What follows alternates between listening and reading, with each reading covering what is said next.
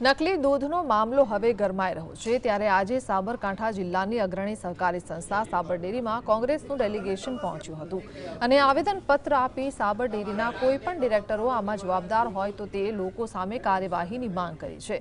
આ સમગ્ર મામલે સાબર ડેરીના એમડીને કેટલાક સવાલો કર્યા હતા, જો કે એમડી દ્વારા ગોળ જવાબો અપાતા તે લોકોએ આવેદનપત્ર આપીને આ સમગ્ર મામલે સીટની રચના કરવામાં આવી તેવી માંગ કરી છે।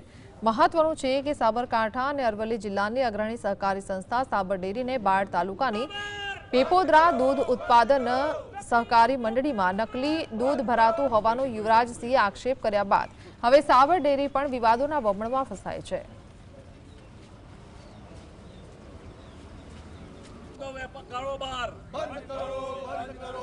ટેરિટરીમાં અને ગુજરાત બહારથી આવતા દૂધમાં કેટલું દૂધ ઓછું થયું એના ડેલી ટંક રિપોર્ટ અને કેટલું દૂધ છેલ્લા 2 વર્ષથી 24 ડિસેમ્બરથી આ દૂધ આવે છે એવી માહિતી મળતી હતી, લોકમુખે ચર્ચા થતી હતી।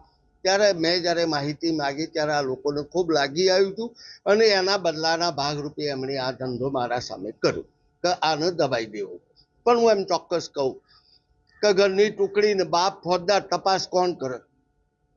ટુકડી લૂંટવા વાળી ઘરની હોય અને તપાસ કરનાર અધિકારી ફોજદાર ઘરનો હોય।